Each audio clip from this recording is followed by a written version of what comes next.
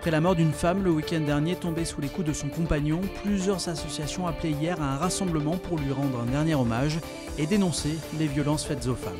Claire Villalon. Sur les grilles du palais de justice, les bougies forment son prénom. Marion, mère de famille de 40 ans, qui samedi dernier est décédée sous les coups de son compagnon. Une cinquantaine de personnes ont tenu à lui rendre hommage. Marion, elle vient grossir le flot des statistiques et nous on considère que ce n'est pas une fatalité, que ça peut s'arrêter, qu'il faut combattre ce phénomène-là. Pour montrer, nous, notre indignation et notre écœurement face à la répétition incessante de ces agressions, des violences et des meurtres. C'est des personnes qui connaissent absolument pas Marion. J'ai conscience que c'est aussi pour la cause des femmes battues en général, mais le déclencheur est un peu l'histoire de Marion et c'est touchant que des gens puissent se battre pour combattre ce fléau, c'est bien. Cet hommage est à l'initiative de RAFU, le réseau d'action féministe unie. Ce collectif a décidé d'organiser ce rassemblement devant le tribunal pour interpeller la justice. Pour Marion et puis pour toutes les autres, il faut que la justice elle passe parce que les auteurs doivent être punis et doivent être sévèrement punis. Et puis aussi, il faut qu'elle passe parce que les victimes doivent être protégées. Et trop souvent, la protection est défaillante. Depuis sa création, le collectif RAFU appelle à se rassembler à chaque fois qu'une femme décède dans le département. Pour rappel, en France, une femme meurt tous les 3 jours sous les coups de son compagnon. Malgré les pluies de ces derniers jours, la Loire-Atlantique est placée en vigilance sécheresse. Le niveau des nappes et des cours d'eau est particulièrement bas. Benoît Bali. Seulement 300 mètres cubes par seconde, alors que normalement à cette période de l'année, il atteint les 1000 mètres cubes. Le débit de la Loire a considérablement chuté et c'est le cas pour bon nombre de cours d'eau du département.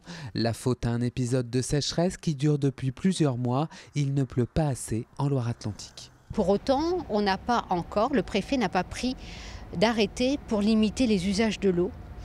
On est un petit peu au-dessus des seuils. Mais si la situation climatique ne s'améliore pas eu égard à la pluviométrie, on pourrait rencontrer des difficultés dans les semaines qui viennent. Aucune restriction pour le moment, mais le département est placé en état de vigilance sécheresse.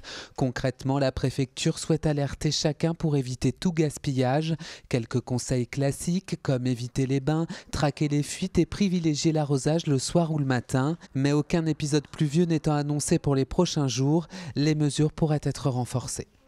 Les restrictions pourraient être décidées assez rapidement, en fonction de l'évolution de la situation. Pour l'instant, on ne peut rien dire. Si on atteint des seuils critiques qui conduisent à des restrictions ou des interdictions, Madame la préfète prendra les arrêtés nécessaires. Pour l'heure, la préfecture assure qu'il n'y a aucune difficulté concernant la production et la distribution d'eau potable. Dans le quartier du Breil, un mouvement de solidarité s'est constitué autour de Walid.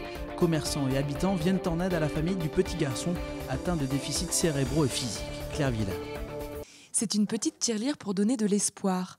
Dans cette épicerie située dans le quartier Breil-Barberie à Nantes, les salariés ont décidé de se mobiliser pour un enfant de 7 ans originaire de Tours. Il se prénomme Walid et est atteint d'une infirmité motrice cérébrale. C'est grâce à une connaissance en commun que RKINI a rencontré ce petit garçon. Walid est venu me voir avec ses parents et je l'ai pris ici. Là, j'étais justement au comptoir et c'est là où, là, je vous cache pas que les larmes sont tombées, les frissons de partout. Mais on ne s'est pas laissé aller parce que voilà, quoi, c'était pas le but. D'autres commerçants nantais ont également installé une tirelire dans leur magasin pour recevoir des dons. Les sommes récoltées sont reversées à l'association Esport pour Walid qui permet à ce garçon de suivre des thérapies adaptées à son handicap dans toute l'Europe. C'est une rééducation intensive, 4 heures par jour. Il y a plusieurs ateliers proposés à l'enfant.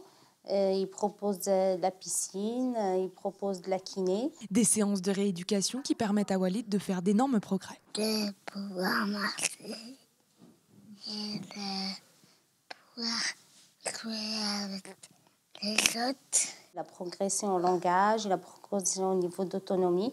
Il tient mieux sa tête maintenant, il tient mieux aussi son bassin. Il y a des progrès à chaque voyage. L'association Esport pour Walid se mobilise également pour d'autres enfants afin de les aider à trouver petit à petit des chemins vers l'autonomie. Après l'annonce de sa prolongation de contrat jusqu'en 2020, l'entraîneur du FC Nantes, Sergio Conceição, a rencontré la presse hier. Il a évoqué son choix, mais également ses ambitions. C'est bien avoir l'ambition, l'envie de faire plus. Cette année, c'est normal, mais c'est pas facile. Hein. C'est pas facile. C'est pas, ok, on va faire une équipe pour aller à l'Europe, par exemple, ok, pour les 6 premières places. C'est pas d'un jour à l'autre. Hein. Il faut vraiment, l'année prochaine, peut-être rester encore une fois dans le top 10. Et l'année après, oui, on va dire, ok, on va faire le bagarre pour aller à Europa League. Voilà. C'est de consolider les choses qu'on a fait cette année, c'est ça. Ouais.